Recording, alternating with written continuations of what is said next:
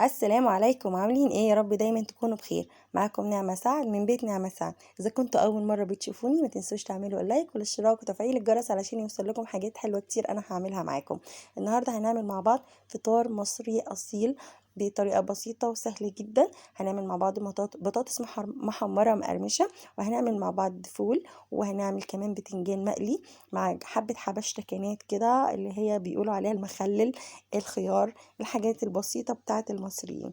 بصوا بقى، قبل ما نبدأ الفيديو ما ننساش نصلي على الرسول ونسمي الله. اول حاجه معايا كده البطاطس دي حلوه قوي. هنختار البطاطس البيضاء اللي فيها طينه، دي اللي بتاعه التحمير. بعد كده اللي هيخليها بقى مقرمشه معانا ان احنا هنحط عليها سنه من الملح. بعد كده بصوا بقى، هنحط بقى البطاطس بتاعتنا في الزيت، ومش هنيجي جنبها اي يعني خالص نهائي الا لما تتشمع عشان خاطر ما تتهريش مننا. ما تنسوش بقى تحطوا اللايك.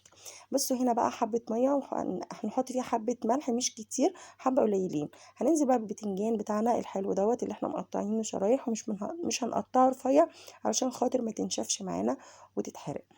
انا بحب اقطعها تخين كده. والسر من اسرار البتنجان عشان خاطر ما يشربش معاكي زيت كتير لازم تحطيه في ميه بملح. لو هتكتري الملح يبقى لازم نشطف البتنجان، مش هتكتريه يبقى خلاص نقلي على طول. هنا بصوا، مش بقول لكم مش هقلب البطاطس الا لما تتشمع، لكن لو طريه هتتهري مني. هنا خلاص اتشمعت اهو زي ما انتم شايفين. في الوقت ده نقدر نقلبها عادي، مش هتتكسر ولا هتتهري ولا اي حاجه.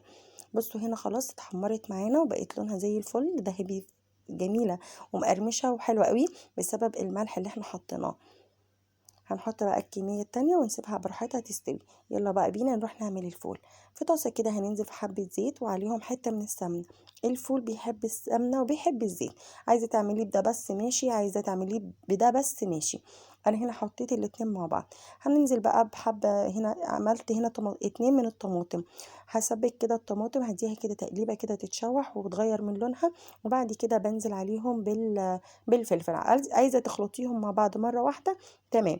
مش هتخلطيهم مره واحده، ممكن تعملي زي ما انا عملت كده، تقسميهم وتشوحي الفلفل. وبعد كده اول ما بياخدوا التشويحه بننزل عليهم كده بالملح والتوابل الموجوده اللي انت حباها. انا بكتفي بالملح والكمون بس، ما بحطش اي حاجه تانية. هشوحهم كده لحد ما يندمجوا كده مع بعض وياخدوا من طعم بعض. وبعد كده بعد التشويحه ديت، بصوا يا جماعه، لو انتوا في توابل تانية عايزين تضيفوها براحتكم. انا ما بضيفش اكتر من الملح والكمون بس، عشان التوابل بتغطي على الطعم.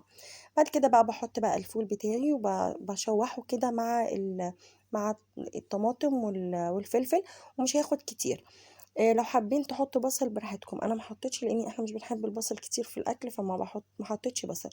بصوا هنا شكله بعد التسبيكه شكله تحفه جدا. بجد الوصفه دي هايله جدا، جربوها بجد هتحبوها جدا والله العظيم. وهتدعوا لي. بصوا شكله فول تحفه جدا، ريحته كانت قلب البيت. نيجي بقى كده للبتنجان بتاعنا.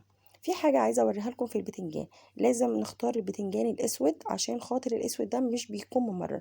لكن لو تختاروا اللون البتنجاني اللي هو اسود في بتنجاني ده بيكون ممرر. فنختار الاسود خالص عشان خاطر ده بيبقى حلو مش ممرر. بصوا هنا مش هيشرب معانا زيت ولا اي حاجة. مع كمان الفول هنحط كده بعد ما الفول خلاص استوى وبقى تمام معانا. هننزل بليمونه كامله عشان خاطر الليمون ده بيودي الفول في حته تانية خالص، بيخليه طعمه كده لذيذ وحلو جدا. جربوها كده وادعوا لي، ما تنسوش تدعوا لي. اهم حاجه تدعوا لي. وكمان ما تنسوش تصلوا على النبي. بصوا هنا يا جماعه، بصوا شكل الفول، بصوا شكل البطاطس. عملت كمان جنبهم فلفل رومي مقلي وقرن فلفل كده واحد حامي عشان اللي عايز ياكل شطه ياكل. البتنجان هنا لو حابين تعملوا بتنجان مخلل ممكن نعمل دقه التوم عادي ونحط على ناخد حبه من البتنجان ونحط عليه، ونسيب كده حبه مقليين وحبه مخللين. هنا عملت كده خيار. ده كان فطار مصري بسيط. يعني مش عارفه اقول لكم ايه تاني يا جماعه بصراحه، بس يعني انا مبسوطه جدا من نفسي ومبهوره قوي من نفسي. ويا رب اكون وصلت لكم معلومه كويسه. وما تنسوش تصلوا على النبي، ومع السلامه.